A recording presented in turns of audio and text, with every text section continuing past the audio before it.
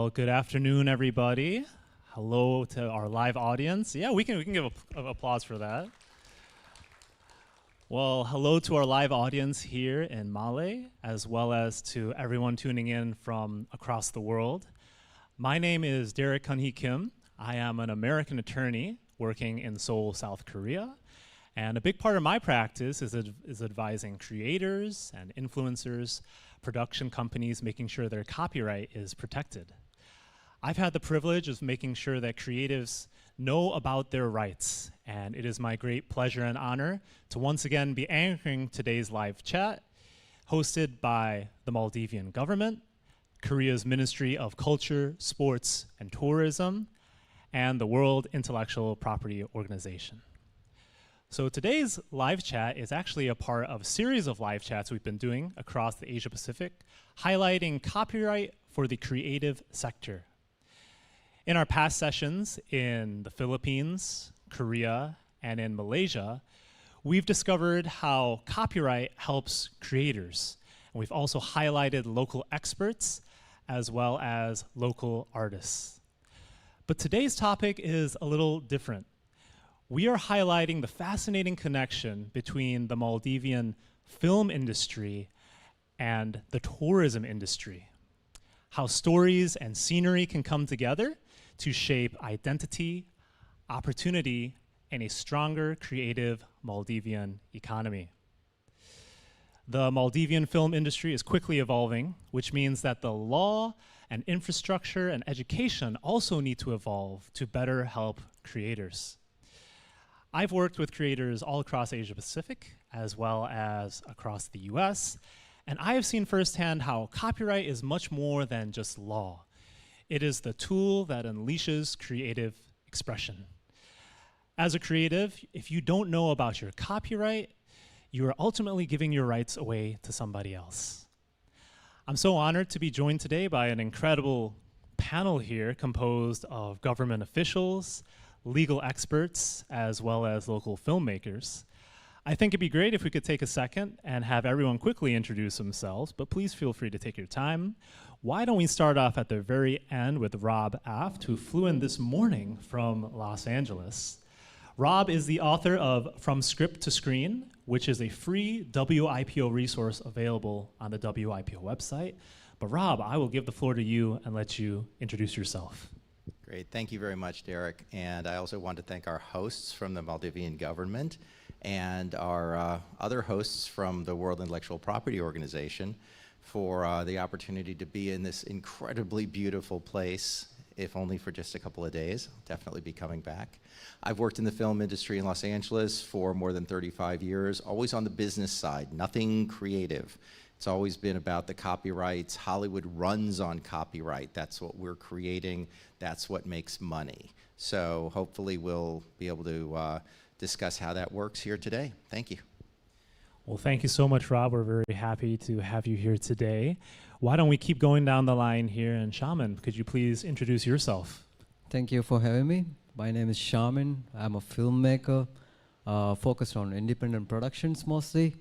And I've been working in this industry for almost 12 years now, during which I've had the privilege to work on experimental video or audio projects such as short films, music videos, television commercials, as well as a couple of feature films as well. So that's me. Excellent. Thank you so much, Shaman. We're so happy you're here. Joining us from the Maldivian government, Shahuda, could you please introduce yourself? Thank you, Derek. Hello, everyone. I am Dr. Shahuda. I'm a deputy minister, but I'm also the department head of the innovation and creativity. And I'd like to note that this is the very first time and the Maldivian government is focusing on the Maldives creative economy, and the first time we have a department specifically focusing on creativity and innovation.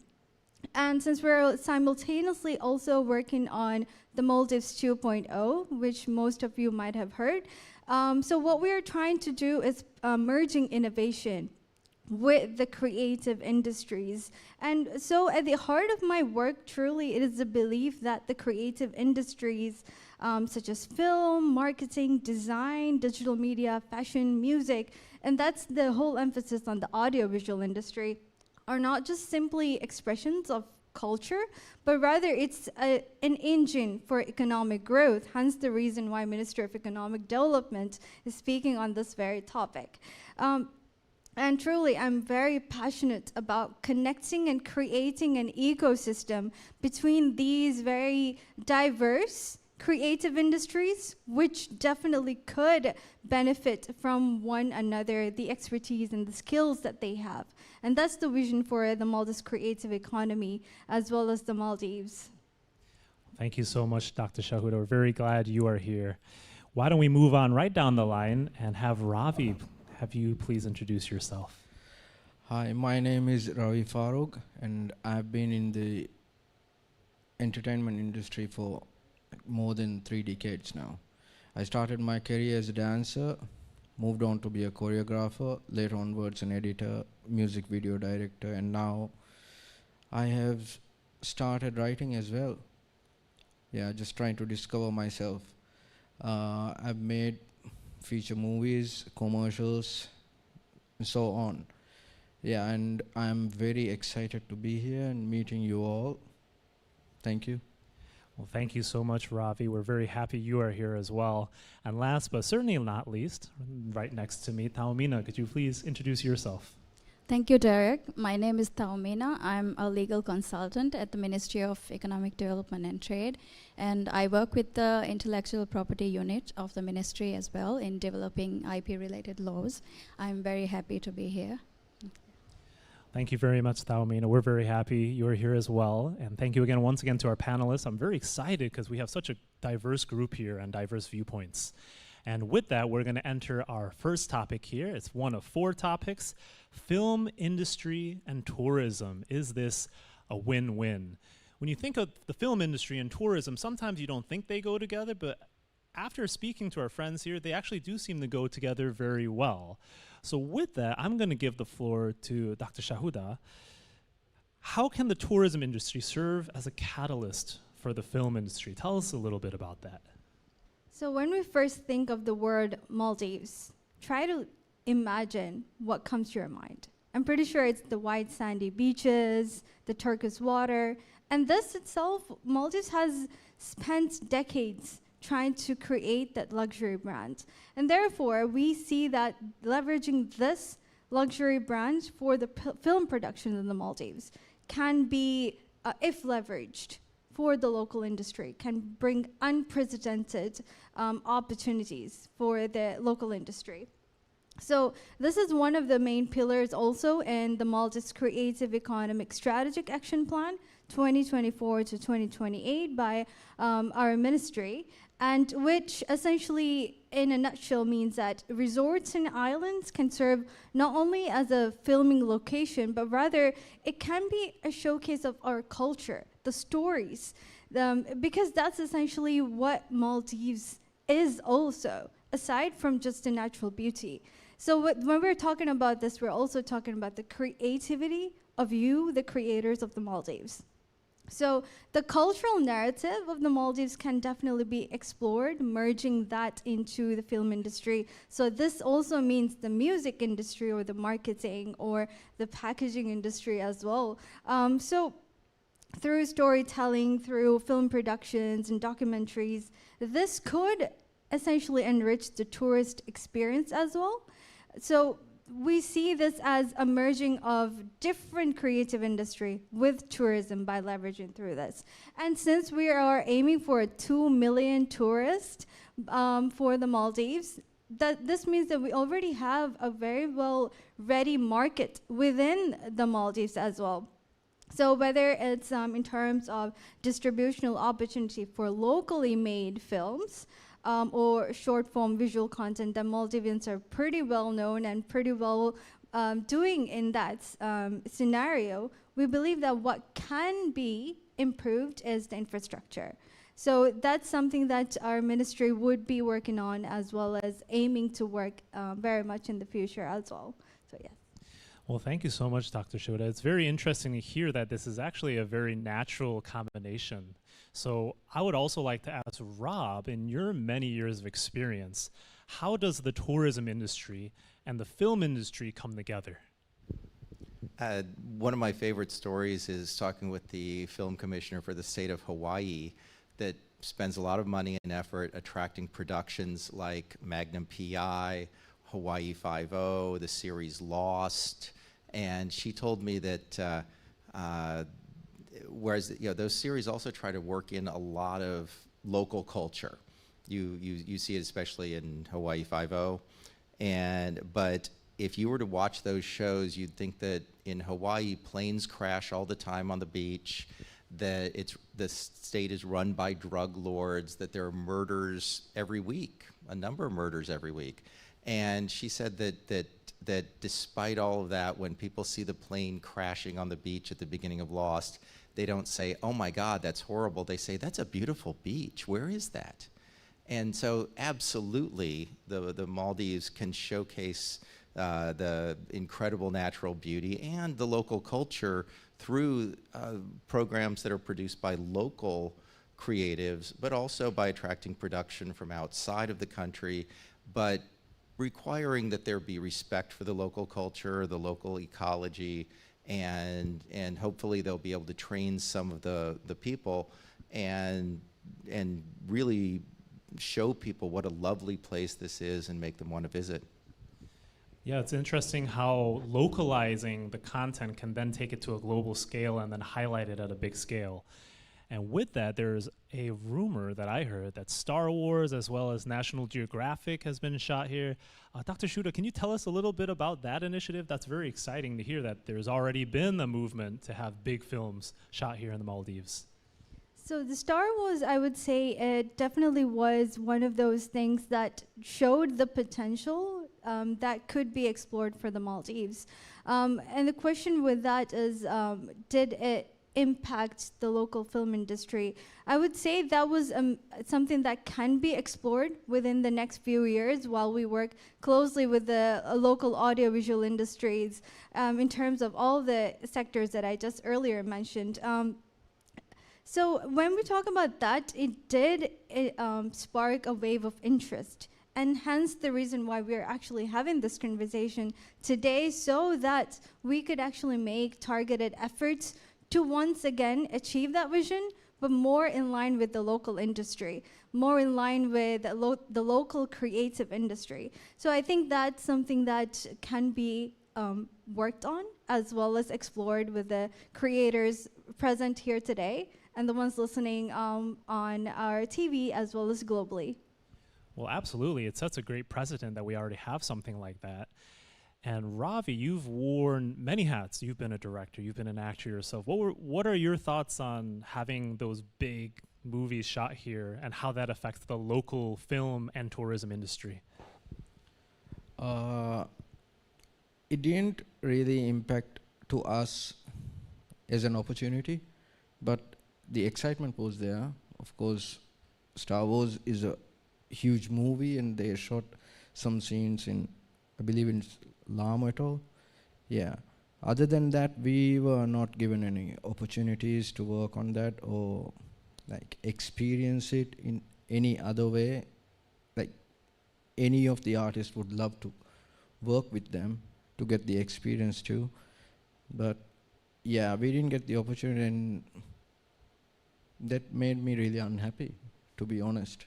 Yeah, there are lots of ways that can be corrected. I mean, firstly, I think there should be a film commission here, and the film industry is around 40 years now, and there are no film commissions up till date. Yeah, so if there is one, then there will be some benefits to the artists. Well, absolutely. That's definitely the aim going forward, to have more international producers bring work here and then localize that work. With that, I want to ask Rob, in your opinion, what is the best way to attract those international productions here to the Maldives and then engage the local industries? Well, Ravi made a great point. There has to be a film commission. There's an international structure And for film commissions, the AFCI is the organizing group, and they have events around the world that are basically trade fairs to introduce producers to potential locations that they can shoot their movies. And one's called Locations Expo. It happens in Los Angeles every year. And without a film commission, it's very hard to make sure that people around the world see what Maldives can provide, the type of locations that are here, the type of talent that they can access. So I think that's a first step, is to put a film commission in place. And then it's very important to determine and then showcase what the advantages to shooting here are, and not to try to compete on a subsidy level, which a lot of places try to do, but to really, you've got one of the most beautiful locations in the world. That's why people will come and shoot here. It's not because you're going to offer a 10% subsidy or cheap labor or some of the other reasons that people make choices to shoot in Canada or Eastern Europe or some of the other locations. Well, absolutely. We definitely want to keep the focus here. So that means the local industry, both tourism and film. And with that, we've also heard that there have been a lot of brands interested here in the Maldives. I also want to toss it back to you, Rob. So not only films, but then attracting brands here to the Maldives. What's the role, do you think, that the local industry can play in attracting those national or international brands? Well, one of the most interesting aspects of building an audio-visual industry, it's not really limited to film, it's short-form content, commercials, animation, all of those elements is sponsorship. Because if you can't get enough money out of the local economy to shoot your movie, and investors aren't going to come and try to bolster the industry, brands will. And in a lot of places, the branding opportunities are really what drive the budgets for the films themselves, rather than the potential revenues that are going to be generated. So absolutely, the branding is extremely important. And as Dr. Shahuda pointed out, there's a real sense of luxury here, that this is a luxury destination for people. It's connected to, I just flew through Dubai and the Emirates, and again, another luxury location that focuses on brands. And so those ties are going to be very important going forward, I think. Well, thank you so much, Rob, for that insight. I also want to hear from Shaman as one of our young filmmakers here. Shaman, we're hearing a lot about these big brands and films coming here, but what are your thoughts about making sure that it really helps the local film and the local tourism industry? First, I want to highlight what Ravi said. There are a couple of international productions that happened here, but the local industry did not get the opportunity to take part in those productions for various reasons. For example, I am currently running a small production house, and we also get a few calls from producers. One of the recent one was from India. They wanted to shoot something here, and they were looking for equipments and talent to hire. And unfortunately, we do not have the capacity to provide them with the things that they are looking for, especially talent-wise.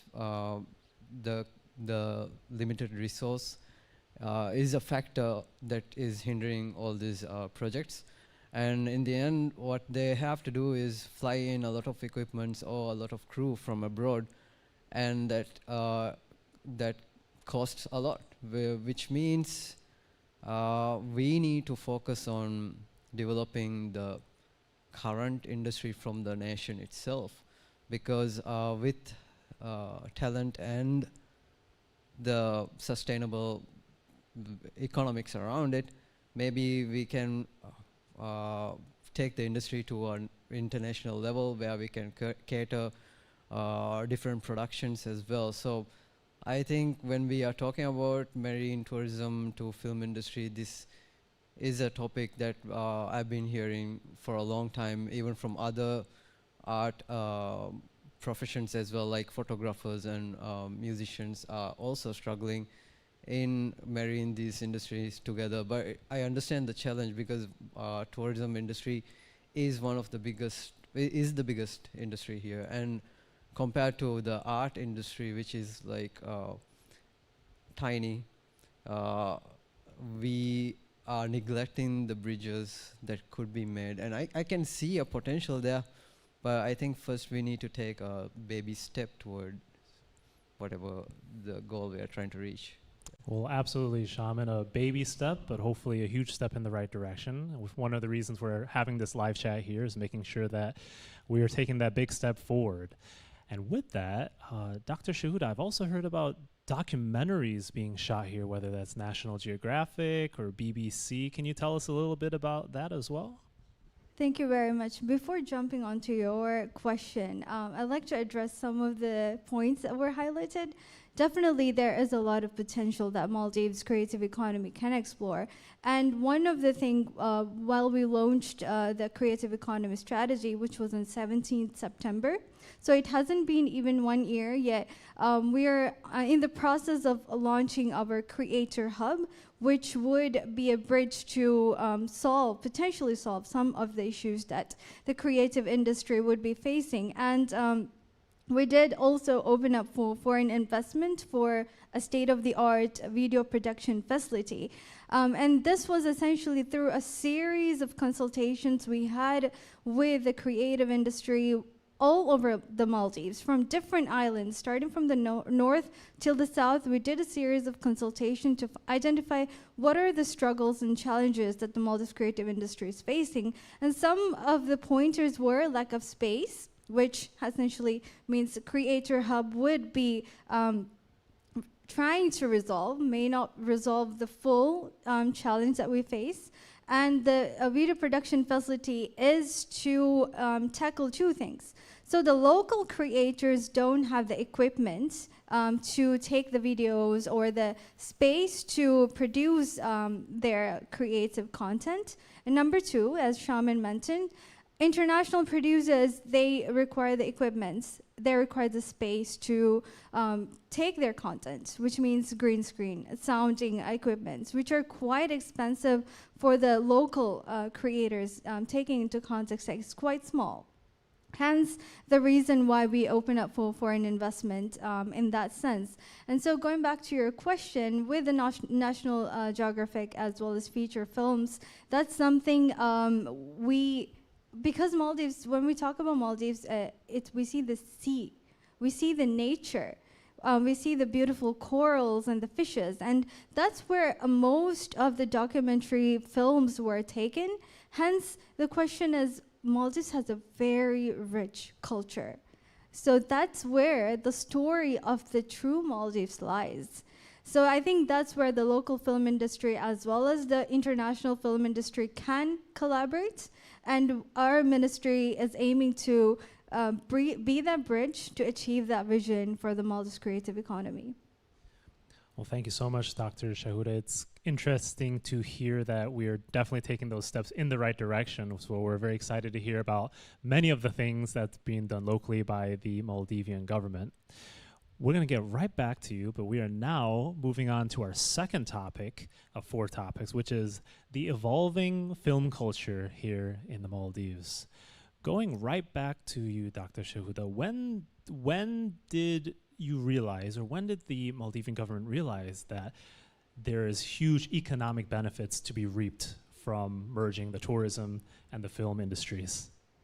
I would say it was really the vision of the president. So the president pledged to develop a creative economy in the Maldives. And that's what really set these series of actions that our ministry is taking to achieve that vision. And having this conversation right now is that baby step, as Shaman mentioned, to achieve that vision, because these are very crucial and necessary conversations that needs to happen.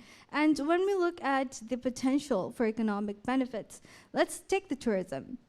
It contributes almost 70 to 80% of our GDP, which means that we're very tourism dependent.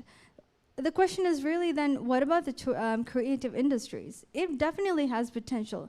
Now let's imagine a Maldives where both of this marries together, as Shaman mentioned. So this is where that economic diversification that our ministry is trying to achieve. Trying to achieve where the culture, the creativity of Maldives is merged with the tourism industry, with the beautiful nature of the Maldives, and showcasing this to the world. Because that's where the potential really is abroad. And that's where the 2 million tourists are coming to Maldives to explore this potential. And that's where the audience is. And so I think that's where the potential really is. Thank you so much, Dr. Shahuda. And it's great to hear the Maldivian perspective, but we also want to hear from an international perspective. Rob, what are your thoughts? What are the economic benefits that can be reaped from merging these two industries? We know that in film, there's a lot of hands on deck, so we'd love to hear from your perspective. Right, and what a lot of people don't realize is how many of those people have nothing to do with the production itself. People like me, lawyers and accountants and people that, bankers, people that are organizing all of the copyright related tasks that allow the financing to happen and for people in the creative industries to get paid for their work and to be recognized. So a big part of that is merging whatever the education is for the formation of the creative side with the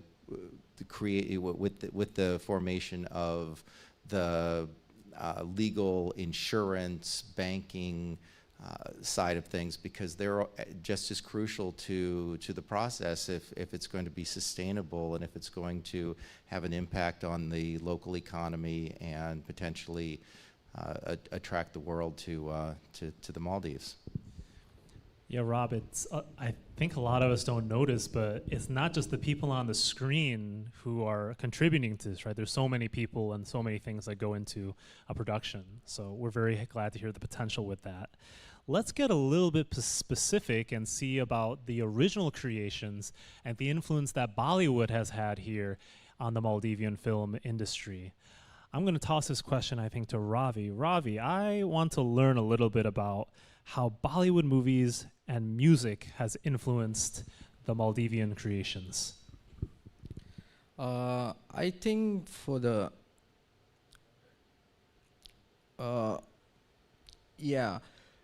think the Maldivians at that time, it was around, I believe, in the 70s when the music started, scene started happening, and people were, I don't think they were very familiar with other genres other than the Bollywood songs and all. So as artists, we try to like pamper or make the audience happy by doing something. So yeah, I think that's where they started, I would say, copying the melodies and all.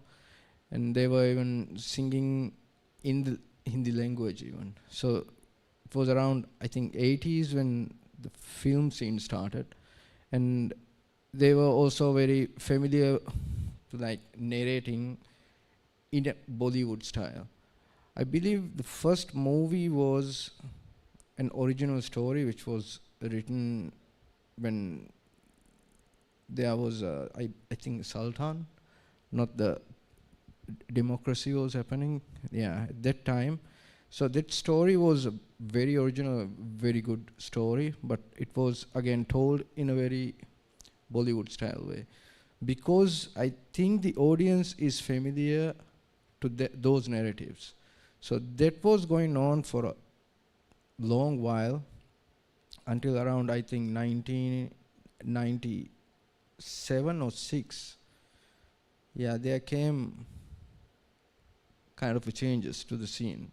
But then again, the audience was not ready. I don't think it's ready even now, because still the Bollywood narratives are the selling movies in Maldives. Well, you know, with creatives, there's not 100% original content, right? We all learn from one another. We just put an original twist on it. So I also want to ask Shaman this similar question. Shaman, what is the influence of Bollywood music and creations on the Maldivian industry? And we'd love to hear from your perspective as a young director. From my perspective, when we grew up, I think Hindi dramas and films were household items in nature. We all understand Hindi. We grew up watching Hindi series around the television with our parents, and when it was our time to start creating things, I think we started to have a distaste. We started to look into other industries, especially internet came, and we were able to watch more content from other countries. So our generation actually wanted to break away from the mold, and it was very surprising at that time when people started making original music. It felt like they were doing it for the first time, and it hasn't been done before. So anything original from in Divehi was very precious to us. So we were very inspired from bands like Zero Degree, who did original compositions and original melodies.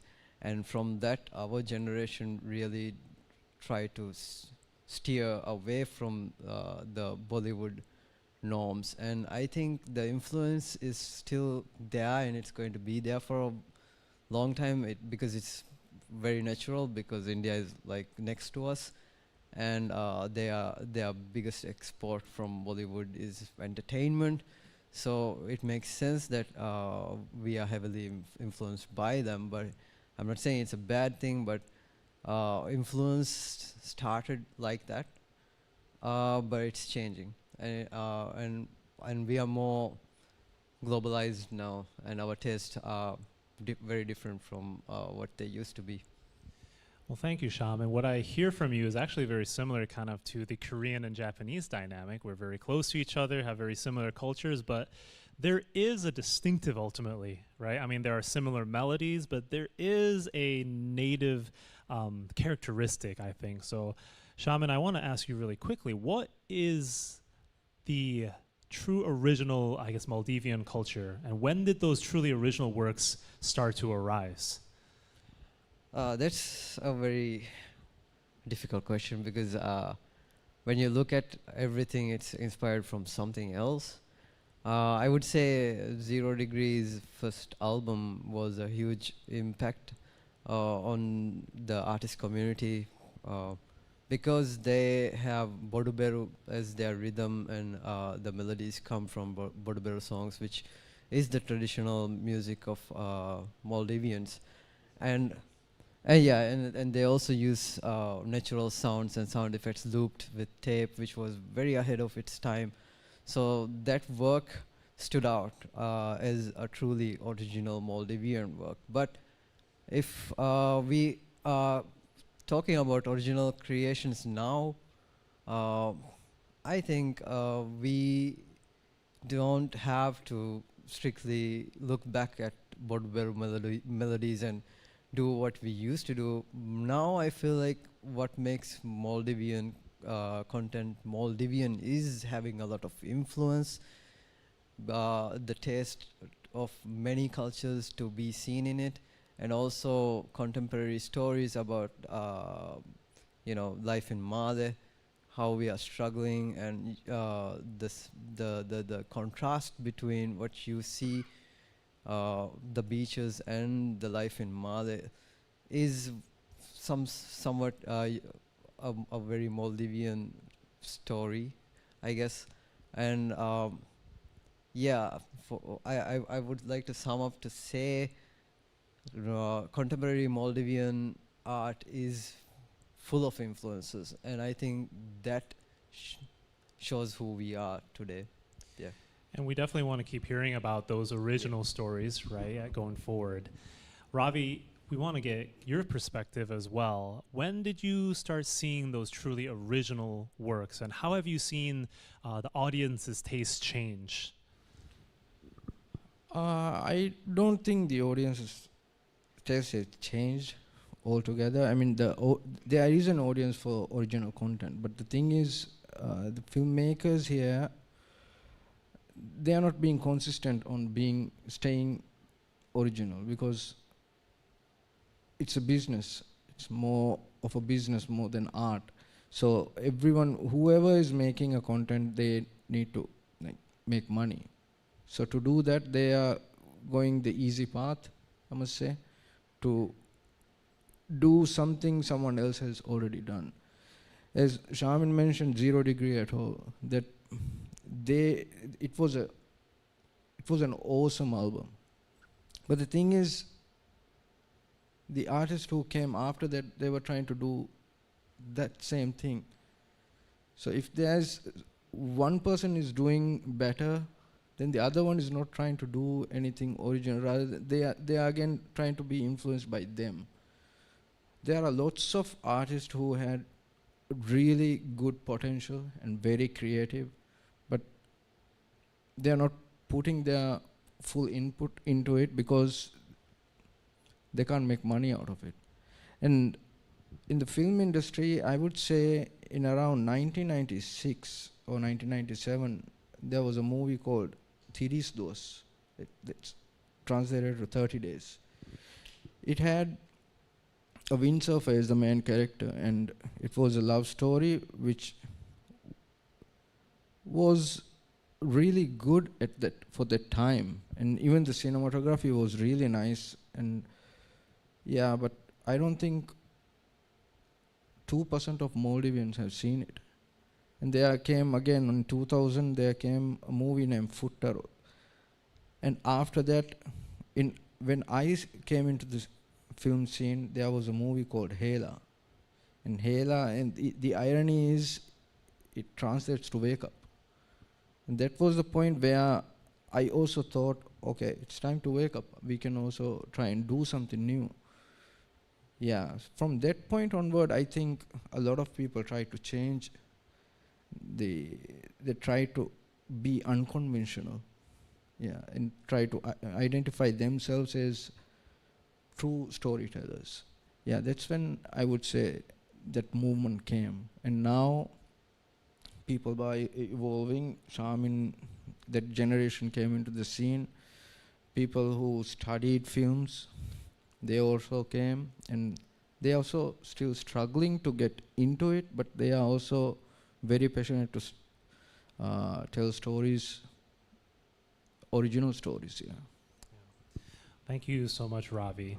It's a great irony of copyright because it is the right to copy, but at the same time we learn from one another, and there's not something 100% original. We have to get it from somewhere, which means that we have to understand our rights and know where it's coming from. Before moving on from this topic, Dr. Shahuda, I'm very curious because I'm sure as you're looking at this model about merging tourism and film industry, you've perhaps looked at the Bollywood influence or the influence from other countries. What are your thoughts about the influence of the Bollywood film industry here in the Maldives? I believe that Bollywood definitely inspired the creative industries in the Maldives. So you would see some even dress inspired by the fashion industry of the Bollywood, as well as the music and the dancing. And I believe that with these mimicking, it really inspired the creators of the Maldives, and we're making foot to create our new something that we can call that's truly Maldives. Because when we look at the music of the Maldives right now, or the film production that is right now, I would say it's very original. It's heading there. So I think that's where the little push is needed. And I think that's where the government comes in. The government could definitely be that catapult to push that creative industry, to encourage them a little bit more. So we're hoping with the necessary infrastructure, Creator Hub, or the Creative Economy Fund that we did launch, and we'll be working to improve that as well. These would be that baby step, that tiny push that is required for the creative industry needed that would essentially become, it might be a tiny wave at this moment, but hopefully it would be a very huge wave within the next 4 to 5 years. So yeah. Thank you, Dr. Shuda. We are definitely looking forward to hearing more about what the Maldivian government is doing. And with that, we are now halfway done. 2 of our topics are now done. But before we move on from our second topic, which was the evolving film culture, we actually have a short video by our very own Ravi. So why don't we watch that video?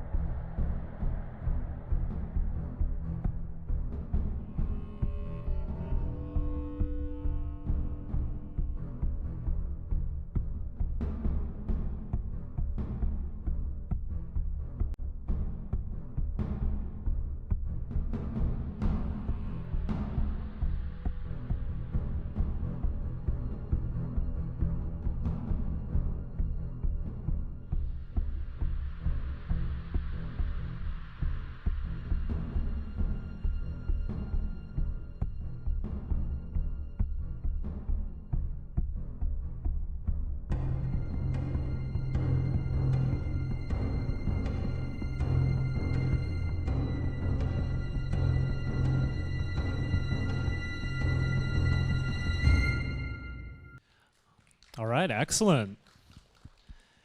Well, it's great to see that video. Thank you so much, Ravi. And with that, we are now moving on to our third of 4 topics, from education to production.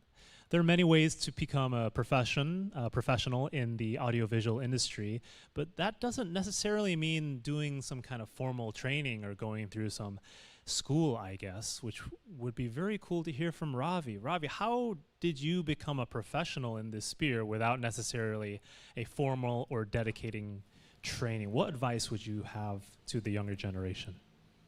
I think the most important thing is the passion. Yeah, when I came into the film scene, it was around the time when I had the opportunity to travel around.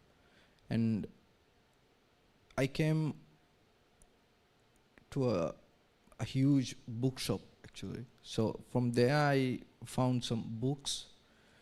I got some DVDs with the special features in it, behind the scenes and all.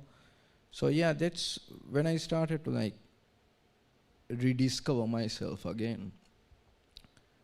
Before that I was making movies, but truly I didn't know anything. Even now I'm still learning. So it's like in each project you'll be learning, and from that day onwards I'm like, how filmmaking is all about delivering something to the audience. And it's like playing with their mind, with shots, the editing, and even through acting even. So yeah, from that, from watching movies and books and making the movie and watching the audience react to it, that's also a very important experience for me. Yeah. Well, absolutely. We learn by doing and by taking an initiative. The passion you said, I think, is very important. So thank you so much for that. Shaman, I want to ask you a similar question as well, and maybe talk about the role of studying abroad and how does that help in your education as a film professional? When I finished school, when I was looking for my degree programs, I didn't actually think I would be doing anything related to filmmaking, because back then it was something kind of frowned upon, because no one was taking interest in the industry, and the public perception at that time was the film industry was kind of dying slowly. So it was hard for me to convince anyone that I would be studying film directly. So when I went to Malaysia to do my degree, I chose something which had some, I chose multimedia because it had a lot of things I was interested in already, like drawing and music and animation and everything was there. And during my time in Malaysia, I discovered that I actually wanted to come back and start making films. So I did a small short film in my college, because there was a minor where I could specialize in filmmaking in the last year. And that's how I discovered filmmaking for the first time. But even then, watching movies was a big thing. And especially back in Male, we didn't have a lot of cinemas where they showed anything but Bollywood movies. So what we did was we actually pirated movies to watch, which is kind of interesting because we are talking about IP. So you know, through that, that was my film school, watching a lot of movies from the greats, from the golden era of Hollywood. And after that, when I got back, what I wanted to do was make films. So we got together a group of friends and just wrote something and shot our first short film. And that's my advice for anyone who wants to do film: just start doing it. And I would like to highlight, it's really important to find your tribe, you know, people who have similar taste, who wants to express this, who wants to tell stories, because film is one of the art forms that you can't really do alone.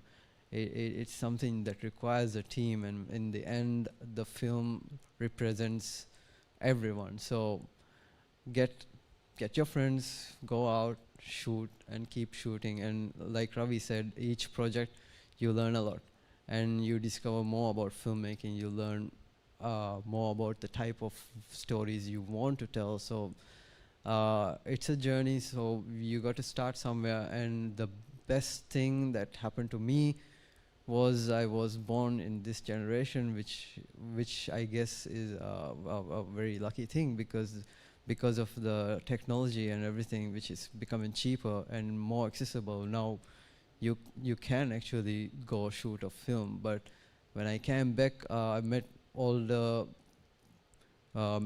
people who were like mentors to me. What they were telling me that when they came back, there wasn't a way to shoot films because it's just too expensive. So yeah, to learn, we have everything in our fingertips, YouTube. So yeah. No, absolutely. Now we're hearing about entire films being shot on iPhones, right? Something that was unthinkable many generations ago. So thank you so much, Shaman. Dr. Shahuda, you've mentioned many different initiatives being taken by the current administration to make sure that the next generation of filmmakers here in the Maldives are well supported. Could you tell us a little bit about what the current administration is doing to increase training opportunities and education opportunities for future audiovisual professionals? The efforts are very much for the entire creative industries, inclusive of film industry as well. Before I jump into your question, I'd like to share a story. So when we talk about the very well-established luxury brand of Maldives, I'm not sure if the international audience know, but 52 years ago, when the concept of tourism was introduced to Maldives, an international consultant did a research to see if it's a viable thing for Maldives to start tourism. And you wouldn't be surprised, the answer was no. They thought that at the moment, infrastructure was not there. The nature was there, the beautiful trees, coconut palms were there, but in terms of infrastructure, it wasn't there. So, but 52 years later, look at what we have achieved. So really, the thought is, when we started the Maldives creative economy, the narrative is, why not the Maldives creative economy? Why not the creative industries in terms of all of the sectors in the Maldives creative economy? So then the question, jump into your question, what have we been doing to develop the very required and necessary talents in the Maldives? So when we analyze the education curriculum, for example, for the youth to be inspired, it has to come from a very young age. So which means that the education curriculum should include the creative thinking, design thinking, data analysis. And these were some aspects that we have been trying to achieve and incorporate into the education curriculum since last year. And what's also needed for the current generation as well as the youth is an art school. So we are also, the Ministry of Youth is working on trying to establish an art school in the Maldives. And of course, what about the ones that needs the certification? Like for example, to work with the international film crews, you just need a certification. And that's where we're also working with the Maldives Polytechnic to improve the TVET, the technical vocational trainings in the Maldives, so that essentially with the Maldives creative economy, we're trying to create an ecosystem. But this ecosystem, right now, what we can build is a foundation, because each creative industry is working in segregation. It's working in its own silos. So this ecosystem is a necessity for us to achieve this vision. So which means that each creative industry needs to communicate with each other, right? So that's where the ministry is coming. That's where the vision is coming. And we're in the process of creating that ecosystem. And this conversation will hopefully catapult that vision for us. Well, that is definitely the hope. So thank you so much, Dr. Shahuda. Rob, let's move on to you. In a sense, you come from the film or the audiovisual capital of the world in Los Angeles. And, growing up in the States, you hear about different film courses or theater courses that many students take. But what's your opinion on how important the role of education is in a properly functioning audiovisual industry? What's the role of education? I think it's very important for filmmakers to have MBAs, to understand the business, also to have law degrees so that they can understand all the legal aspects. And the teaching creativity is very difficult. Teaching the technical aspects they can do, but I think that the two of the biggest, best film schools in the United States, or maybe in the world, are in Los Angeles, UCLA and USC.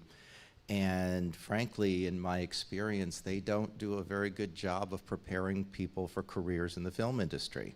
They're trying to turn out directors, but the directors who don't understand how to write a script, raise money, find distribution for their project, license the 100 different things that are needed to secure ownership in the picture, and they, in the end, they're not well served by the creative education they're getting. The people who are graduating with business degrees from Harvard and Penn and other major universities, those are the ones that the studios want to hire to work in their legal and accounting departments and their modeling and copyright areas. So as important as the creative aspects are to try to teach people and try to form people, I think that it's even more important to have a general idea of the business atmosphere and legal atmosphere to set a good foundation. Thank you so much, Rob. Let me ask you a quick follow-up question, because as a practicing attorney, the law exists to help the business, right? Without the business, there's not really a need for an attorney. So from what you've heard, Rob, about the Maldivian audiovisual industry, what do you think should be most focused on? What's the most important educational aspects for the Maldivian creative industry going forward? Well, I think that they really do need to focus on technical aspects, because the creativity here is obvious. There are many creative outlets, whether it's music or dance or the short form videos, and so that really is in many ways almost taken care of. So what is needed is probably a structure that will allow the creatives to flourish, and that structure really is legal, financial, and that's where the government can come in and help also with the technical skills. Though I think you could learn enough to shoot a movie from YouTube videos, how to use your iPhone, how to use your Sony camera. There's somebody with a good Sony camera running around here. And you can make movies like that. And in terms of screenwriting, read scripts. There's a culture in Los Angeles where thousands and thousands of people take 3 or 4 scripts home every weekend. We call it weekend reads. I had to do it for a long time. And if we can all read 3 or 4 scripts every weekend and then come back on Monday and sit down with the group and talk about them, then people who want to be screenwriters should be reading 3 or 4 scripts a week, and they should be looking at movies that were produced from those scripts and see where they succeeded, where they failed, and then write. Just start writing. Don't be afraid of it. Absolutely. Thank you so much, Rob, for that great insight. I think we're going to find that very helpful here. Let's move on to a quick subtopic about distribution, because we have works, but everyone needs to know about it so that they can see it. And with that, we're going to be talking about the scarcity of cinemas here in the Maldives. It could be due to the islands, I'm not sure, but I hear that there are not that many cinemas here in the Maldives. And Dr. Shahuda, I'd be very curious to hear about why that is the case. You're very much correct, Derek, in the assumption of the islands being very dispersed. The geographic dispersion has been a very key factor in the lack of cinemas in most of the islands. So most of it is right now in the capital city and Hulu Malé, and that's where we could also explore if further cinemas are needed. And I'm pretty sure the creators would be saying, yes, it's a necessity in the Maldives. And also, I think for some extent, there was a question of whether having more cinemas is a commercial viability for the Maldives. But with this new focus in fostering the local creative industry, it's definitely there is a commercial viability for the Maldives.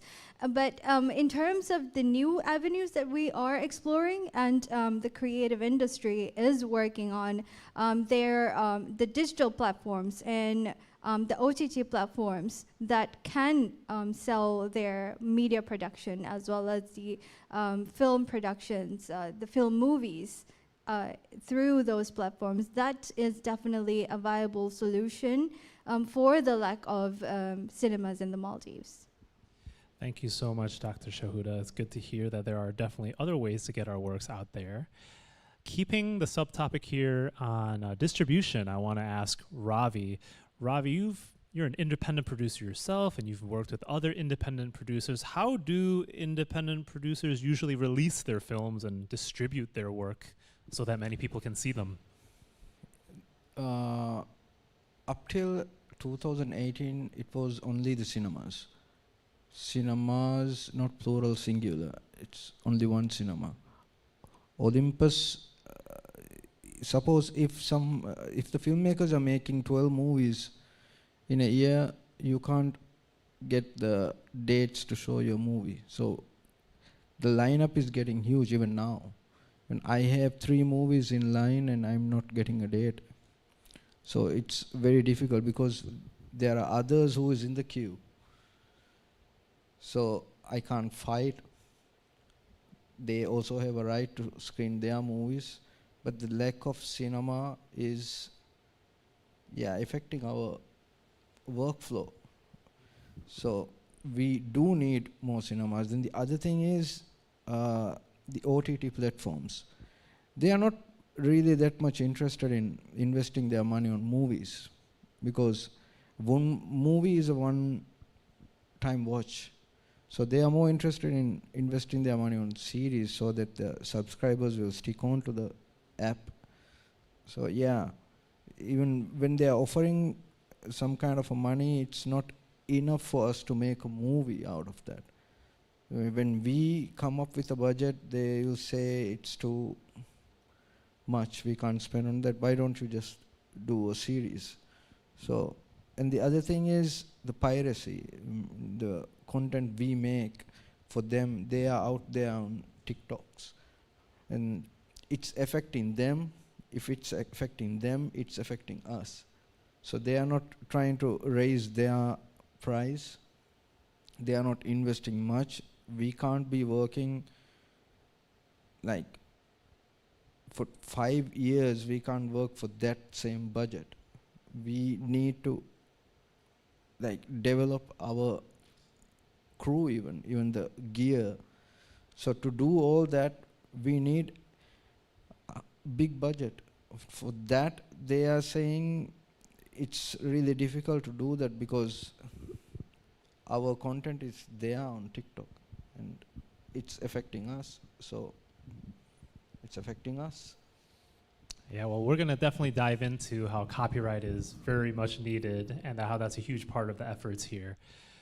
Let's ask Shaman real quick. Shaman, you've probably heard Dr. Shahuda next year talk about OTT platforms and online platforms.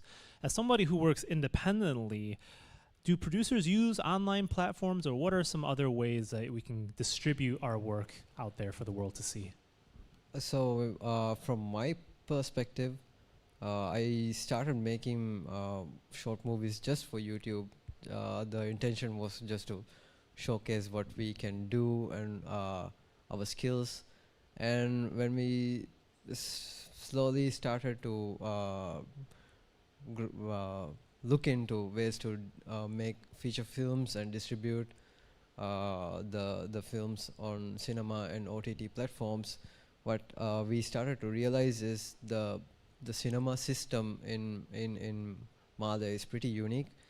The thing, the way films are screened now is they rent the hall for a certain amount per show, and the producers who are willing to invest in movies do their whole calculations and business, the whole system around how Olympus functions. So for that reason, the budget of a movie has been stuck around 300,000 to 500,000 for a long time, and this is very very unique for us because we come from a television commercial environment where the clients that are spending money for, let's say, 1 minute is like triple or even 10 times higher than what the producers are willing to spend on a movie.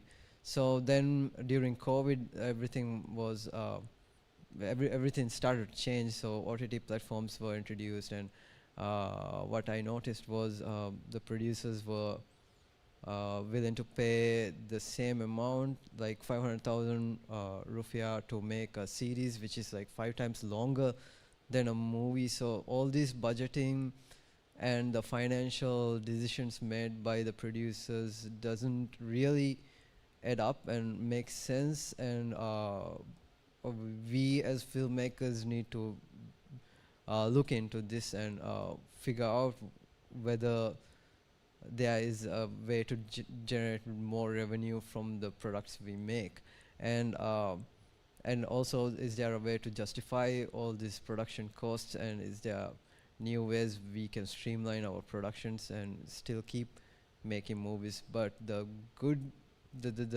news is, as we speak, the production costs are coming down in terms of, equipment wise, and some other areas like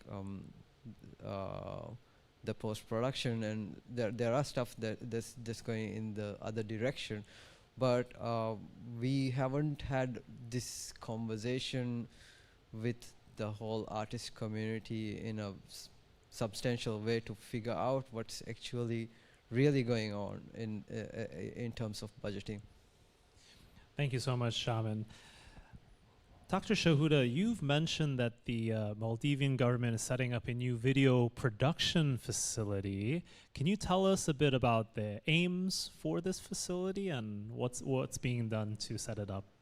So how we came up with a video production facility was through a series of consultation.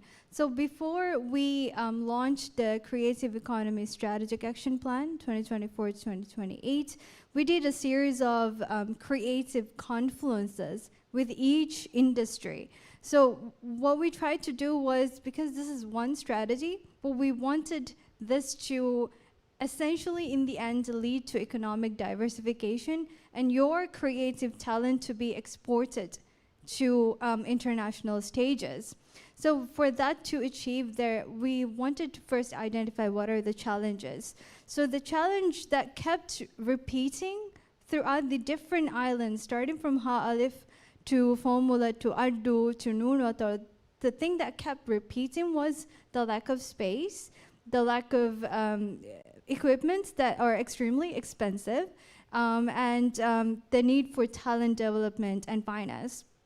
So then, so video production facility came through those series of consultation where our vision is that international producers, which can be leveraged for us to contribute to our economy, and for this international production to also work alongside our local film producers so that there would be a spillover of talent, skills, as well as knowledge from the international producers that would be coming.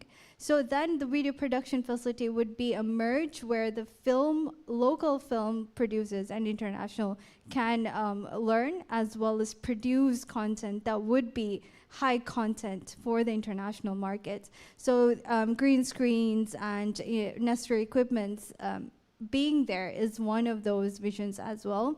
So we did open up for foreign investment last year, and we're still in the process of trying to achieve that vision. So once again, trying to create that foundation that is needed to achieve that Maldives creative economy. Thank you, Dr. Shuda. We're very much looking forward to that new production facility, and maybe our next live chat could be there, right? I think that would be very cool. So thank you so much for that.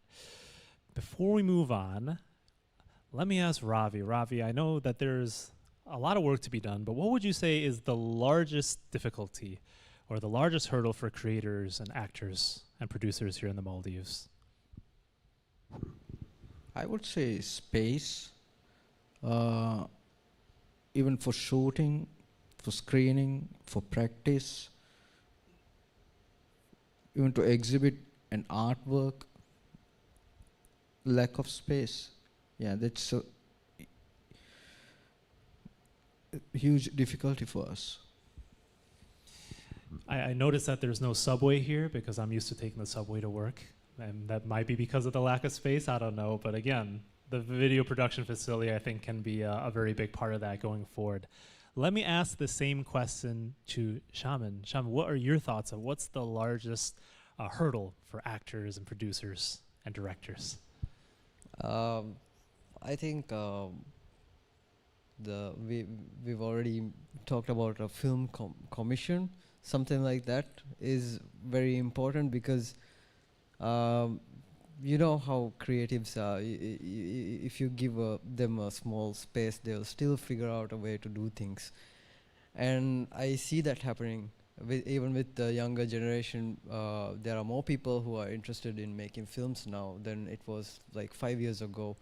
And they are already shooting as much as they can with what they have. But when it comes to making it a sustainable model, the things we are talking about, like the issue with the cinema and everything around it, is the major issue here. And if there's a film body where you can apply for grants for projects, that would be really helpful, because people are sitting with a lot of good project ideas and a lot of important stories to be told, but they are in the shelf because we know that these stories can't be told in a shoestring budget that we are used to, and hoping for some sort of catalyst to fuel these projects.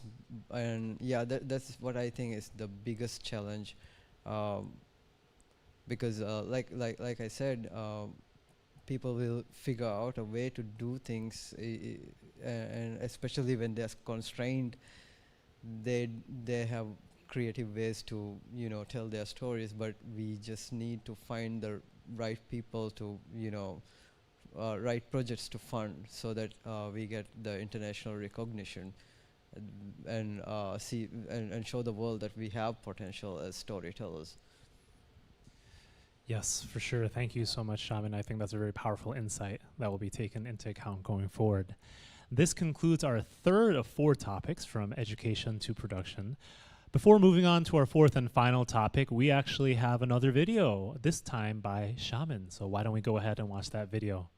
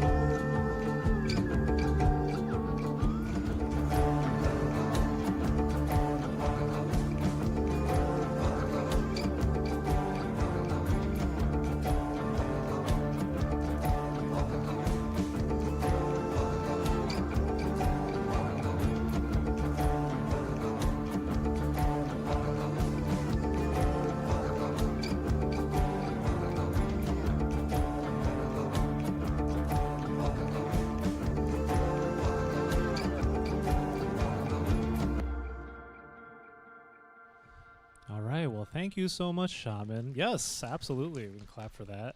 Very cool, Shaman. Thank you so much for sharing that with us here. We are now moving on to our fourth and final topic, and that is all about copyright. How do we use and take advantage of our rights? And I know from working with creatives all around the world that copyright is much more than just law. It really is the tool that unleashes creative expression. And we have a Maldivian Copyright Act here in the Maldives. So we have our legal expert here, Taumina, sitting right next to me this entire time. Taumina, could you please introduce the Maldivian Copyright Act, how it protects actors, actresses, producers, and could you also tell us a little bit about the new amendment to the Copyright Act? Yes. So the first Maldivian Copyright and Related Rights Act came in 2010 and came into effect in 2011. And the law protects a wide range of creative works, including literary works, which includes books, poems, movie scripts, blog posts, and newspaper articles. And also it protects artistic works such as photography, paintings, films, video, songs, etc. And also the law protects related rights. Related rights are include performers, producers of sound recordings, and broadcasting organizations. Related rights involves people who bring the copyright works to the public. For instance, the broadcasting organizations.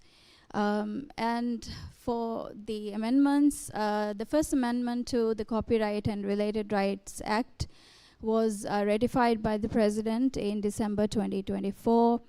And some of the key changes include the alignment of the Beijing Treaty of 2012, which protects the performers in audiovisual industry.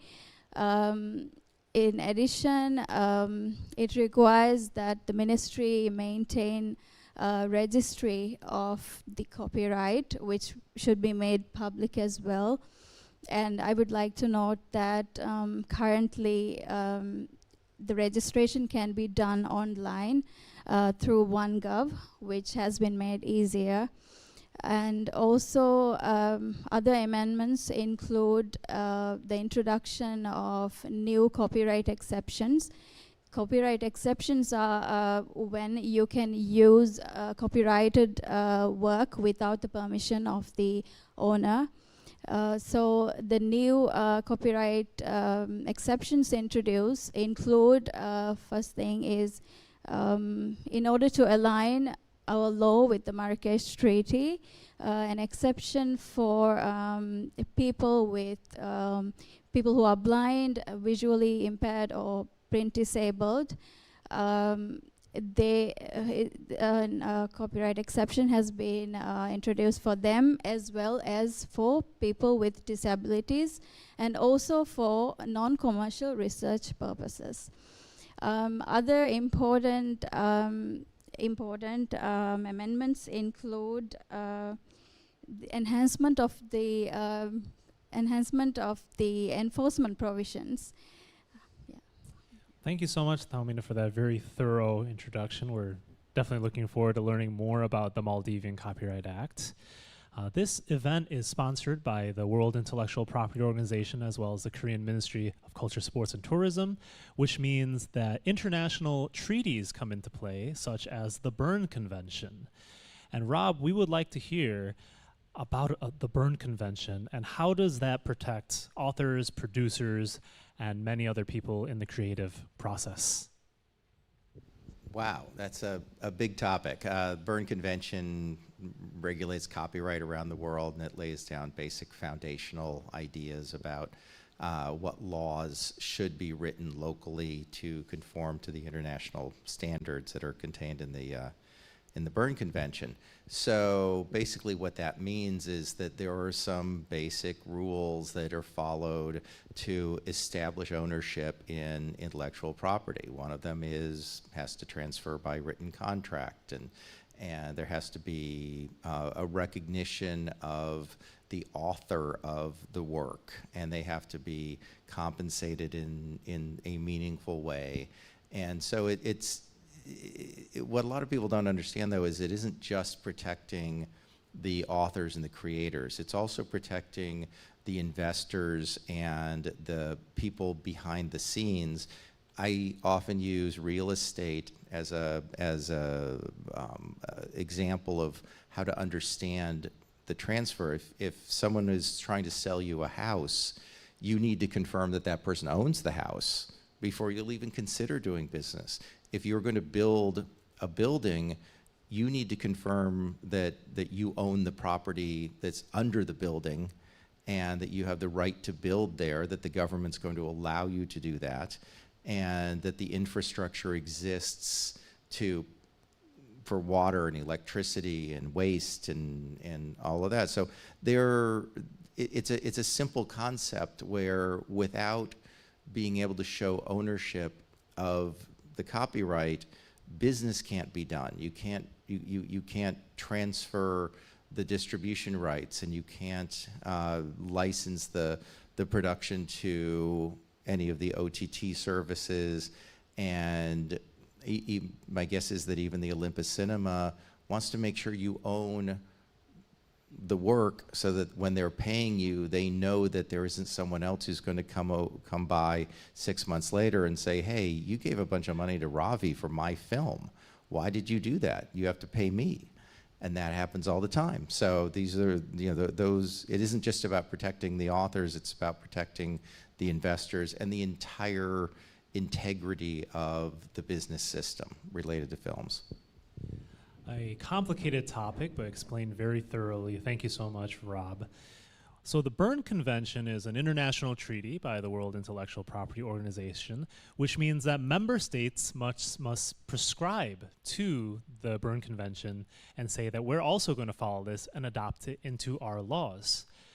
This might not be the case yet in the Maldives, but I hear a rumor that the Maldives is set to adopt the Berne Convention. So Taumina, could you please tell us a little bit about that and what will change after the Berne Convention is adopted here? So our cabinet has approved the signing of the Berne Convention, and the Parliament has granted approval to sign the Berne Convention. So we are currently completing the formalities required for the accession of the treaty, and we expect several changes after the adoption of the Berne Convention. Firstly, very important, we get automatic copyright protection in all Berne member countries. That means if anyone creates anything, any creative person, a work which is original, it will be protected automatically in all Berne member countries. Also, it will facilitate collecting royalties in other countries, other Berne member countries. So we expect that we will get a lot of benefits out of the Berne Convention, and we at the ministry, we are planning to conduct sessions on how for creators on how to get the most benefit out of the Berne Convention. Thank you so much, Taumina, and we're definitely looking forward to the day when the Berne Convention is adopted here in the Maldives, so thank you so much for that. As we've been hearing about, there are so many different actors that are engaged in this creative process of filmmaking, right? Which means that with copyright, that means that there are many people that might say, hey, this film is mine. I made the script. I was in the video. I helped produce it. So, Rob, could you explain a little bit about how are the rights usually shared between all these different actors in one production? Because there seems to be so many different people that are gonna say, oh, this is mine. Can you tell us a little bit about that? My standard answer to that is whatever the contracts say, because ultimately the revenues are shared based on a formula that's clearly in the contracts. When most people talk about owning the film, what they're really talking about is the right to derive revenues from that. They're not really talking about the copyright without the economic rights that are attached to that. So there are common rules of thumb where the money gets 50% and the talent gets 50%. And that is not always fair. It doesn't seem like it's right, but so the investors get repaid, and then after that, if there are additional revenues, those are often split 50-50 between the investors who invested to make a profit and the creative team that has an allocation based on talent agreements and the production agreements in general. Those crazy lawyers, right, that are going to talk all about contracts. But thanks so much for that insight, Rob. So in Korea and in the US, a lot of things are done through written contract, but I'm very curious here in the Maldives, Taumina, with licensing and production, are things usually done by a written contract or an oral contract? How does this usually work here in the Maldives? Our copyright law requires that any licensing, transfer of rights must be made in writing, so that all the terms are clear and how the original work of the copyright owner will be used by the person who he is assigning or transferring to. So it has to be in writing. So let's make sure that's one big takeaway I think all of us can benefit from. So thank you, Taumina. Let's hear from Ravi and Shaman as people in the industry yourself. Ravi, what are your honest thoughts about the awareness of copyright and contracts and all these legal things in the audiovisual industry? What are your thoughts on the general awareness? It is very important, and I would like to add that we need a very thorough awareness program, because we have no idea what our rights are. I mean, even if I write, what do I get? Do I have the right to claim that it's mine? Or if I've done a movie and it's streaming on OTT, how can I claim that it's mine? Because I think the idea came mostly after COVID, when people were like broke. They didn't have any money, so they were like figuring out, I have done this work and I'm not getting paid for this, but these people are showing it, and how do I generate money from that? So from that point onwards, the idea came, okay, I don't have the right to, like, they have all the right, but how do I claim that I have this much right to it, but how much is that much? So all these questions were there, but there were no one to like aware or teach us that you have this right, you can fight for it, this is how you should be going. There were no regulations, there were no policies made as far as I know. So even if there were, they were not, like, we were not informed about it, and we were not educated about it. So yeah, it is really important. Well, Ravi, you can join me and Rob tomorrow in the copyright training that we are going to be doing. So this Yeah, will I be will. absolutely, and we're looking forward to having many of our live audience there as well. So thank you for your insight, Ravi. Shaman, let me ask you the same question. What are your thoughts about the general awareness of copyright and contracts in the audiovisual industry here in the Maldives? So like Ravi said, I also believe we need to learn more about it. So when I started making things, the general thought about it was we were so used to piracy. For example, there were shops that were selling pirated movies, which were even now, registered, and so the question is always in our head: if my film gets pirated, how do I stop it? You know, so. The thought also that the thought of copyright was really in the back of our heads when we were producing most of our work, because we had the feeling that there wouldn't be anything that can be done if such a thing happened. But recently the infringements have been kind of diverse, like on Instagram pages and social media, and other artists like graphic designers and people have raised this issue where other people are copying their work, and I've seen some of my friends even struggling to fight these infringements. So right now, the general sense is we do make a contract when we are starting a serious production. For example, if it's a feature film or a series,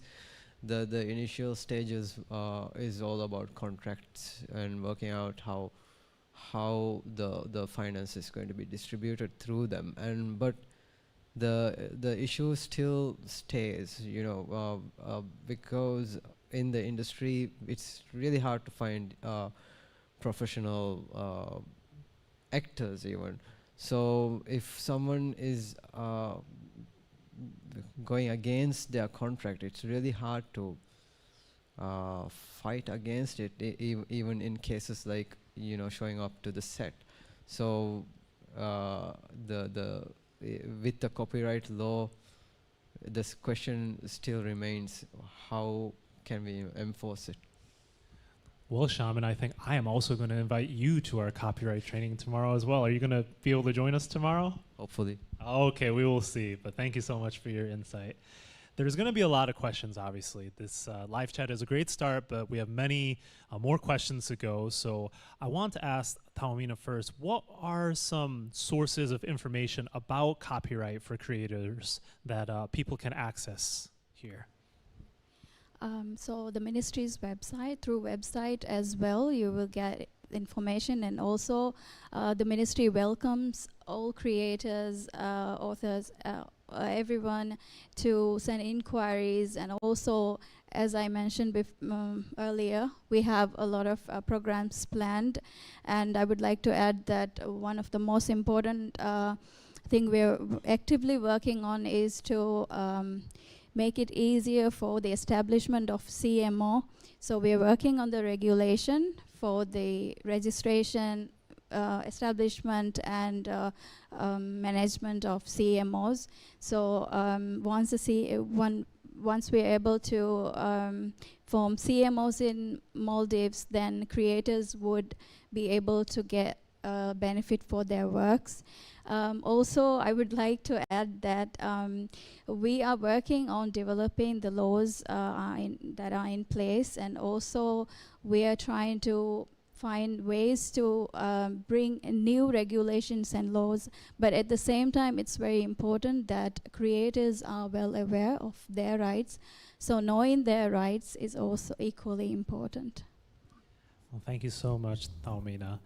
Dr. Shahuda, are there any other additional resources you would like to highlight that creators can access to know more about copyright and their rights? So with the creative economy, one of the main IP awareness session that is currently ongoing, and I see some familiar faces who did attend the conference. So this is the National Conference on Creative Industry. So the idea is to build the legacies through intellectual property.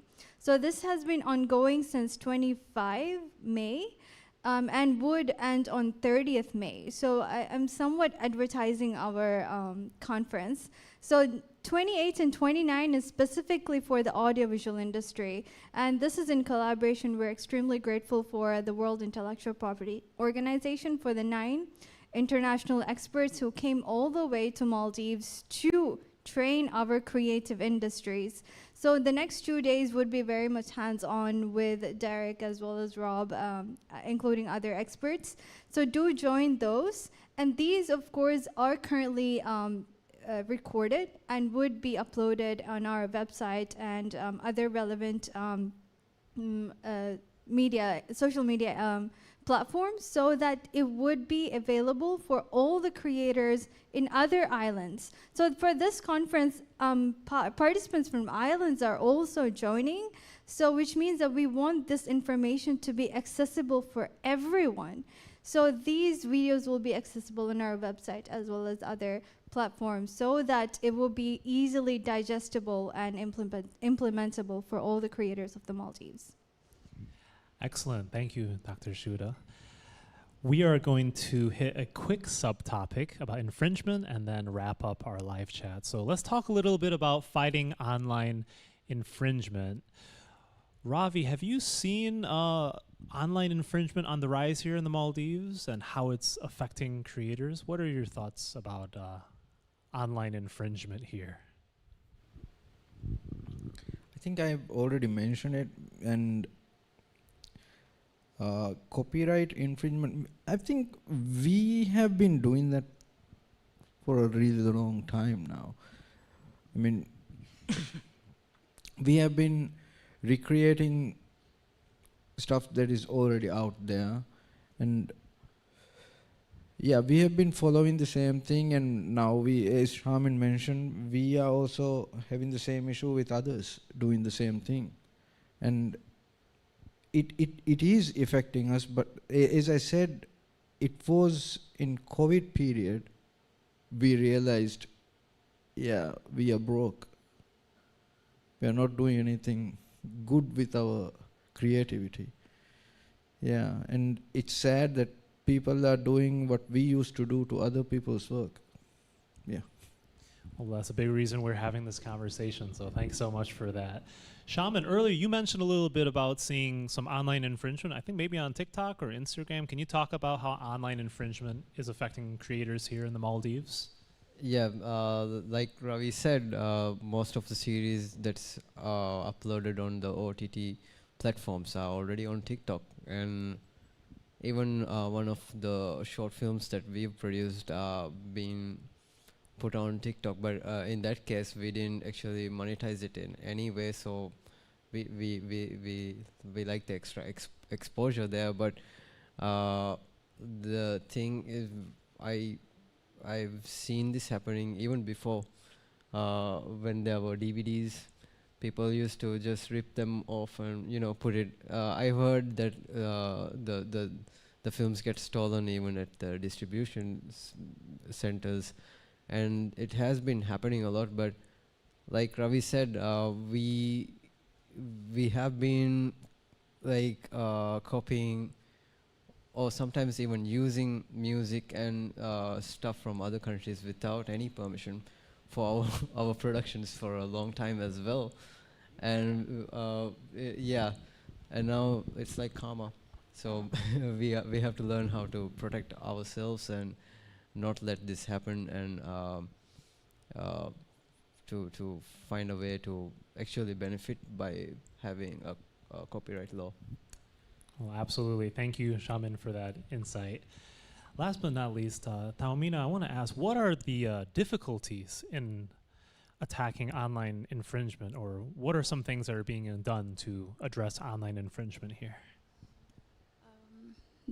There are several factors which make it very difficult. The first thing is that many infringing sites are operated in other countries, which makes it the enforcement difficult. And also, the generally people are not aware of how piracy affects creators.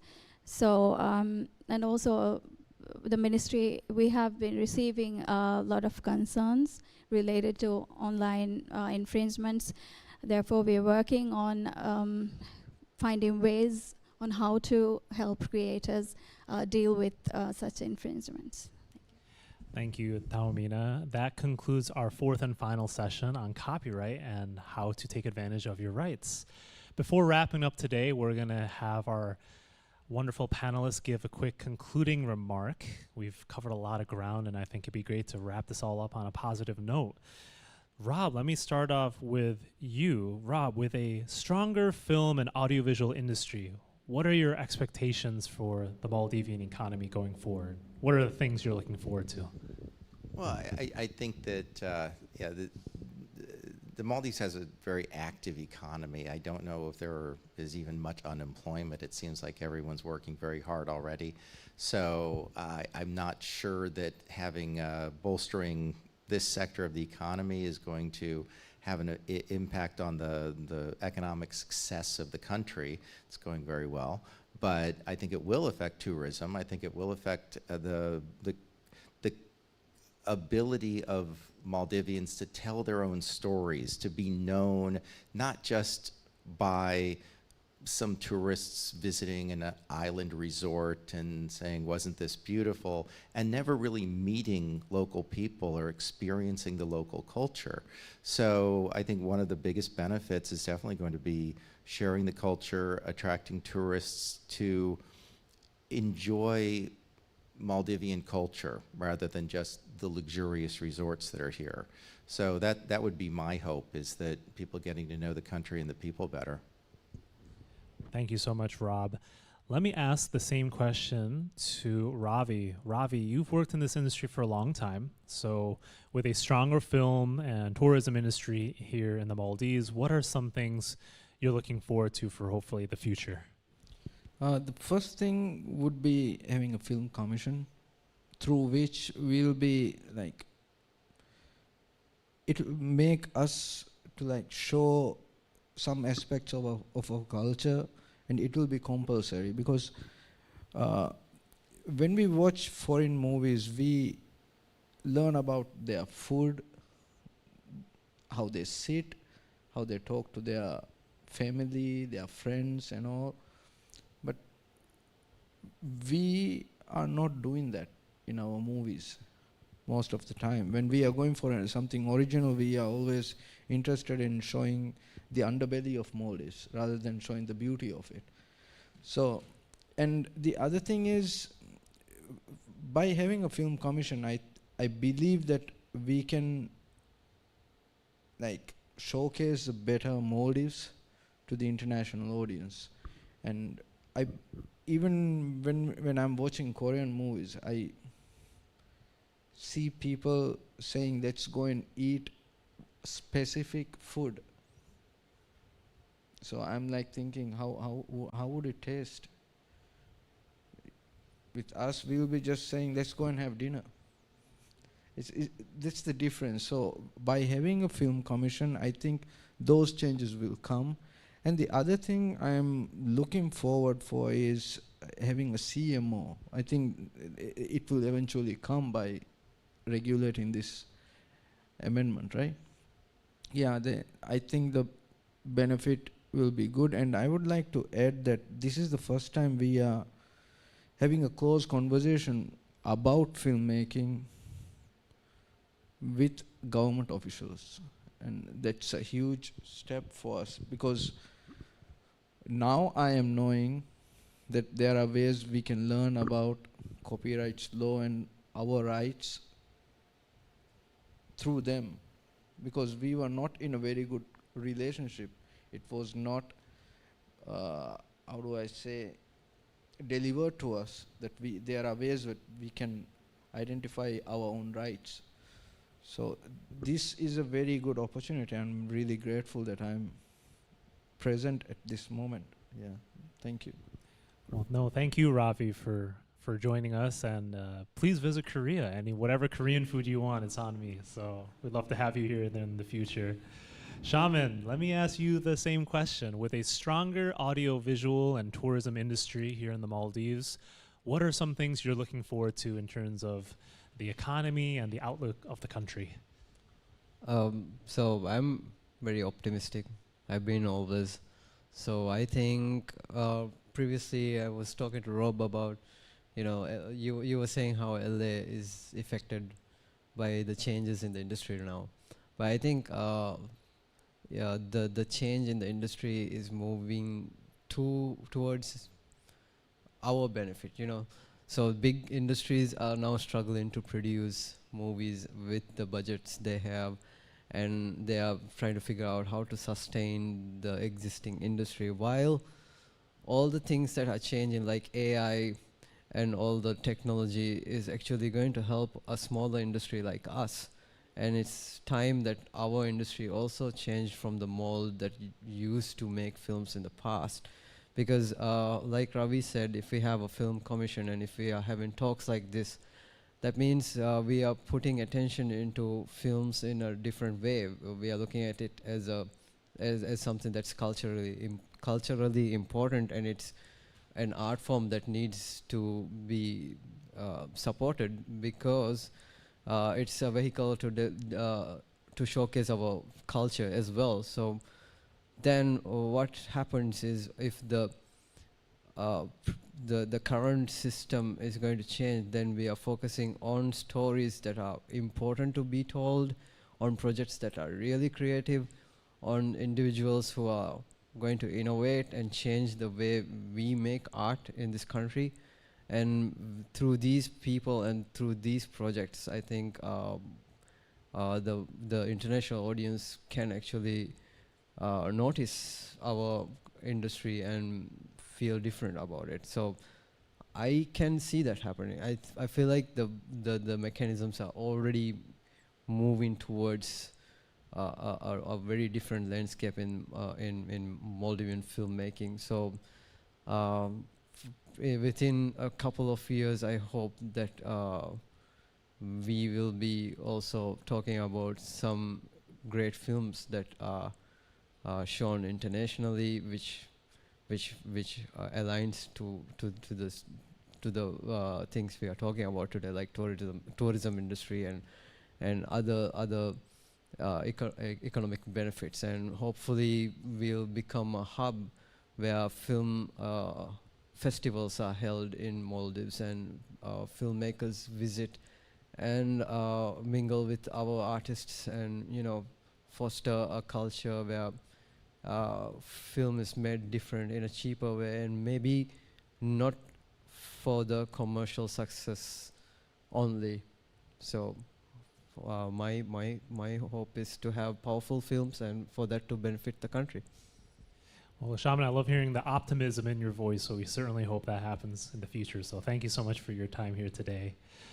Taumina, let me ask you a kind of similar question, but a little different. I want to hear about how do you see the future and the challenges and the opportunities for the film and the tourism industry here in the Maldives? As part of the creative, as part of our initiative, creative sorry, yeah, 2.0 year project, and also the development of the IP framework of the country. We are expecting a lot of changes. The establishment of the CMOs, hopefully an establishment of an IP office, and also we have a trademark law hopefully coming soon, as well as patent and industrial designs as well. So I'm hoping that in the next few years we will flourish. Yeah, thank you. Well, absolutely, you're going to play a huge role in the legal part of that, so thank you so much for your time here today. Last but certainly not least, Dr. Shahuda, you wear many hats as a deputy minister, so thank you so much for your service, but want to hear from your perspective. What are the challenges and the opportunities and the things you're looking forward to as the tourism industry and the film industry come together here in the Maldives? I would say for the creative industry, it really came from the vision of His Excellency, the President, Dr. Muiz, because his vision was to develop a creative economy in the Maldives, and that really catapulted all the actions that you're seeing today. So then I will dissect your question into two parts. So number one, when we look at the opportunities, we are aiming for, in terms of the macro of the economy, a 15% GDP contribution through digital and creative economy. And that's where we're heading to. All the efforts is to achieve that vision. So then the micro level, how would it impact? What are the opportunities for you, the creators? So when we look at the demographic of the Maldives, it's we experience something which we call the youth bulge. So which essentially means that there is an increase of the youth between the 15 to 29. So which means that we have a very young population. And that is a huge potential. And that also means that we have a large SMEs as well as freelancers operating in the Maldives. And that's where all the opportunity is. So imagine a creative economy. We're an economy where each sector is conversing with one another. For example, we've talked about the sectors being silos. So for example, if the script writer improves the script writing, how about it actually being translated into the film industry? How about that creator who is creating that music score being actually translated into the singer that is well established? So that is the ecosystem that we are creating. And how about the one that is a very good design artist trying to design that cover of that album? So with this ecosystem, of course, we're working very closely with the direction of our Minister of Economic Development. So his direction and his assistant has been a catapult in us getting the direction to achieve this vision. So when we talk about, I would say we're really at the edge of something exciting for the Maldives. So with that, the initial step that we have achieved is the Maldives Expo 2025. So I'm sure almost all the Maldivians and some of the international onlookers would have talked and seen the Maldives Expo 2025. And this expo is quite different from the other expo in terms of two things. Number one, we have a creative economy district. So we really want the creators to showcase their creative work, which potentially and hopefully we would, we're also want to see more of the musicians as well as the filmmakers in our creative economy district. And the digital and innovative district is another district that came along, and the conference as well. So what we're doing is we're also working very closely with other organizations. So for example, the Business Center Corporation has been really our biggest support in achieving this vision for the Maldives creative economy. So with all this effort, we're really trying to create that ecosystem where not just one industry is improving, but rather it's the most and all the industries are improving alongside, where also the cultural stories are being told. And this is a huge vision of our president, preserving as well as our stories, our culture, not only being preserved, but also being exported. And so that the moment the word Maldives comes in, it's not just the beaches, but rather it's the talent of the creators, it's the stories of the creators that are being visioned when the word Maldives pops in. So that really is the vision for us, Maldives, to be their creative talent to be exported to other countries. Yeah. Thank you so much, Dr. Shahuda, for everything you've done and for your service. And thank you once again to all of our panelists for your great insight here today. This concludes the main section of our live chat here today on tourism and the film industry here in the Maldives. But I believe we do have some time for some questions and some answers. So we do have a live audience here today in our studio. Dr. Shahuda, are you going to be taking the questions here? Okay. Always ready. Okay. Well, we probably have time for maybe 2 or 3 quick questions. If you could let us know who the question is directed toward and, yeah, what the question is, that would be great. So, do we have any brave souls? Oh, we have one here. I believe we have a mic there. Yes, I'm going to pass that mic along. Hello. Yeah. I am a journalist, and I hope I don't get in trouble for talking about Star Wars, because I was one of the first location. I found the location, so and the journey was amazing throughout, and we have to convince the directors in the Disney to do the 20 minutes of Star Wars movie in Maldives, but I don't think any school here or anywhere would keep us ready for that. And we a lot of money has been poured into the small community, and at the end of the year, the resorts here in Maldives, they took some essence of the Star Wars. The festive seasons were with the Star Wars characters, I guess. And something that I saw was the locals, we didn't get the insight of what's happening right now. Like, for example, in New Zealand, when Lord of the Rings comes out, the New Zealand airline is aligned to that. We didn't have that here in Maldives. And recently, the White Lotus, the White Lotus, I believe it was filmed in Thailand, and it improved the economy of Thailand somewhat. And my question is to the Deputy Minister, are we ready for something like that here in Maldives? I would say the effort we're doing right now is so that we would be ready. So in terms of revising the education curriculum, working closely with the technical and vocational training is so that when that opportunity comes, because it's actually coming, even I'm pretty sure while we're speaking there, opportunities are coming, so that we can actually leverage those opportunities. We want that to be translated to the economy as well as you, the creators. We want that benefit to happen to the livelihood of the creators. So that's the reason why our ministry is working, I would say, sleeplessly on most days, so that we can actually achieve and use every opportunity so that's actually translated to the local creators. And it benefits in every possible manner. And right now, once again, we're really at the cusp of creating and developing those very needed foundational pillars so that we can achieve those vision.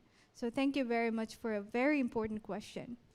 No, I think that's a great question, and it really highlights how this is a multifaceted process, right? There's an education component, there's an economic component. Everyone needs to know about copyright, right? So I think that's a big reason why we're having this conversation, right? So everyone gets more of an awareness. So no, thank you so much for that question. I think we have time for maybe one more or two more. Do we have a hand raised in the back? I saw no. I'll have one. Oh, okay, we have one more question. Please go Hi, ahead. Nashir here. Okay, I'm a content creator as well as I have worked on a couple of brand films in Maldives. Having a little bit of problem with my voice today, but I just wanted to ask, how much do you feel that there is an importance for there to be an actual, maybe not just a film association, maybe a content creators guild or something like that? And I think it's very important for us here because right now nobody is united here. In Maldives, no filmmaker. I mean, most of the time when we are crossing the roads, when we go in like this, nobody even looks at each other. Nobody even knows each other. Nobody has ever had a conversation with each other. I mean, I would love to work with Charmin and Ravi as well in the future as well.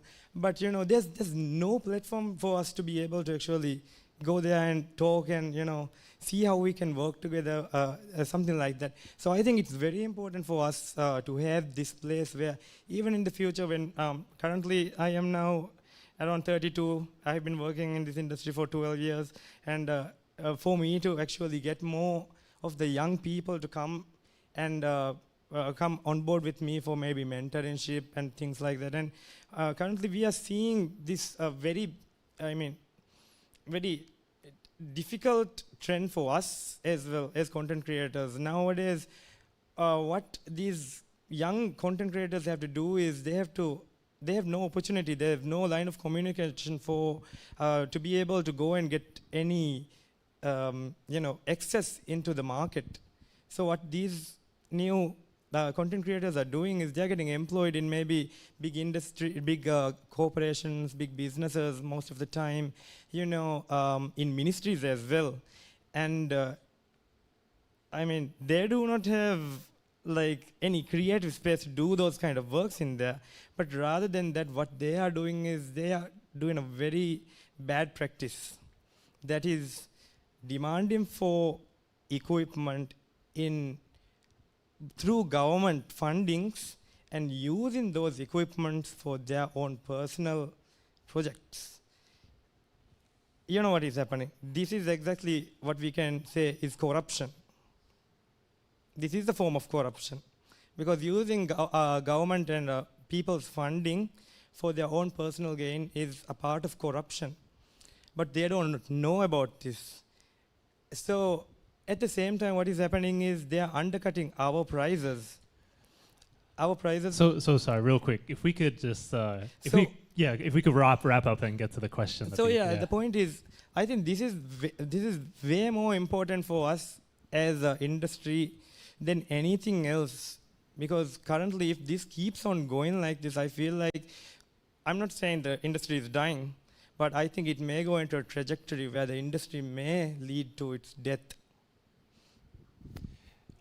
Go ahead, Dr. Shreya. Such an important question, honestly. And that's where one of the pillars in the strategy is strengthening the legal framework. So when we're talking about strengthening the legal framework, it's more than just the IP. We're talking about the other necessary regulations that comes along that empowers as well as streamlines the regulation for the creators and the creative content creation. So going to the topic of having an association. One thing the creators had been talking about for quite some time when we were drafting the strategy was we're not recognized. We are somewhat invisible in the economy. And that's why our ministry has been advocating for you, the creator, to be part of the statistics. And this might seem like that's not very important. Why do we have to be part of the statistics? But because right now you are invisible to the economy. And because you are invisible to the economy, that also means that the policies, the funding, the investment are somewhat missed in that sense. So if you're part of the formal economy, that would allow your improvement, your progress to be visible to the economy. And to recognize that, for example, let's talk about the 0 degree label. So when we talk about the 0 degree, it's a product, a creative product that they created. But the question is, then does the youth or the people know who is the creator? So which means that for the creator to be recognized and rewarded, we also need to know who is the creator. So profiling the creator is also very important so that Ravi's work is also known, but Ravi as a person is also known. So that's something we're also gonna work on and envision so that the creators are rewarded, recognized, so that when we walk on the road, you'll be recognized. So that's the aim that we're working at. Well, thank you, Dr. Shahuda. And I think, Rob, you want to chime in, and perhaps you could end us here. Go ahead. Oh, sure. Incredibly important point. We're going to talk about that at the conference over the next couple of days. Organizing as an industry, becoming professionals, and being recognized as professionals in your industry, having an opportunity to form the people who are coming up in the industry, like you talked about. All of those things, and then speaking to the government with one voice. I'm sure Shahuda loves hearing from all of you, but if you're all telling her different things that you want, makes it very difficult for her to give anything to you. So getting together, deciding what the most important things are, whether it's a film commissioner, whether it's a technical training, presenting that to the government as an industry, as an important group within the economy, will be so much more effective than individuals going to the government and asking for things. So you said something very important, and we're definitely going to be discussing that in the next few days, and I hope you'll be there. Well, thank you so much, Rob. We are going to have to end it here, but we do have copyright training going on in the next few days, so please join us for that. And I think we'll all be available here to answer questions on an individual basis after this. So thank you to our live audience, and as well as everyone chiming in from around the world for joining us here today. And we will hopefully see everybody here in the next live chat. So thank you so much, everybody.